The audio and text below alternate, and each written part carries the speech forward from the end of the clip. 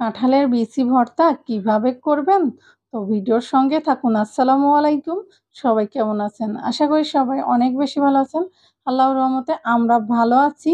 আর প্রতিদিনের মতো আবারও একটা দারুণ রেসিপি নিয়ে চলে আসলাম। তাও আবার কাঁঠালের বিচি ভর্তা। তো কিভাবে করব চলুন সেটাই আপনাদের সঙ্গে শেয়ার করা যাক।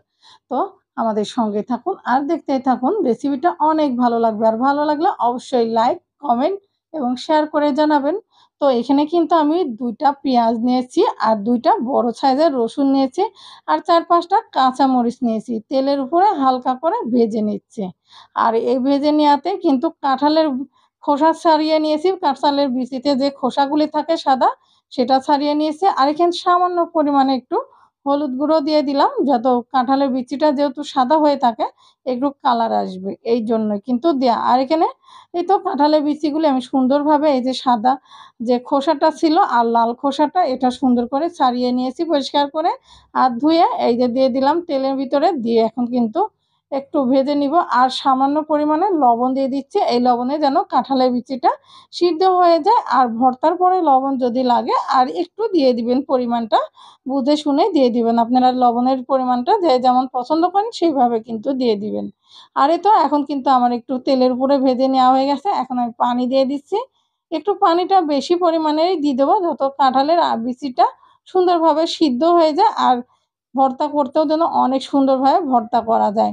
তো পানি দেওয়া হয়ে গেছে, এখন নেড়ে চেড়ে কিন্তু সিদ্ধর জন্য বসিয়ে দিব। আর দেখতে পাচ্ছেন তো কত সুন্দর ইয়ামি একটা কালার। আর এই কালারটাই কিন্তু দেখতে অনেক সুন্দর লাগবে। তারপরে একবারে রান্না হওয়ার পরে দেখাবো আপনাদেরকে।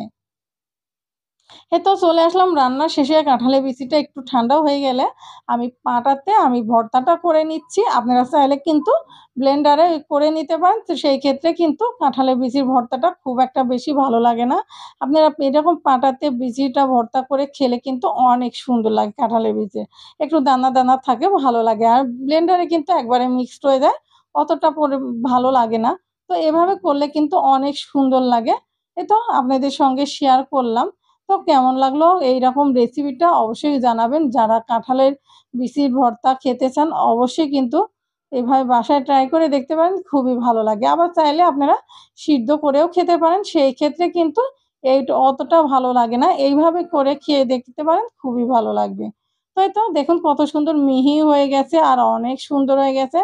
খেতে কি বলবো আর দুর্দান্ত হয়েছিল। আর ছেলে-মেয়ে কিন্তু একবারে খুবই পছন্দ করেছে। ওদের খুবই পছন্দের একটা কাঁঠালের বিচি ভর্তাটা। তো দেখুন এই যে এখানে একটু সরিষার তেল দিয়ে আমি মেখে নিচ্ছি। আর এখানে কোনোভাবে আমি পেঁয়াজ আর আর অন্য কোনো কিছু ব্যবহার করিনি। শুধুমাত্র আমি সরিষার তেল আর একটু শুকনা মরিচের গুঁড়াটাই ব্যবহার করছি, ভাজা শুকনা মরিচের গুঁড়াটা। তো দিয়ে দিচ্ছি। দিয়ে ভর্তাটা দেখুন কত সুন্দরভাবে হয়ে গেছে। আর এই তো আপনাদের সঙ্গে শেয়ার করে ফেললাম। আপনাদের কাছে ভালো লাগলে অবশ্যই বাসায় ট্রাই করবেন। আর যদি ভিডিওটা ভালো লাগে অবশ্যই চ্যানেলটি বেশি, বেশি করে সবাই সাবস্ক্রাইব করবেন। আর অবশ্যই কমেন্ট করে জানাবেন আপনাদের কাছে কেমন লাগলো। আর ভালো লাগলে অবশ্যই আমাদের পাশে থাকবেন, সাপোর্ট করবেন। আর আমার ইউটিউব চ্যানেলটি অবশ্যই সবাই সাবস্ক্রাইব করবেন। এই তো আমি পরিবেশন করে নিলাম আর আপনাদের সঙ্গে শেয়ার করে ফেললাম। তো দেখুন কত সুন্দর, মাশাআল্লাহ! এত সুন্দর কালার এসেছে আর খেতে কি বলবো, দুর্দান্ত হয়েছিল।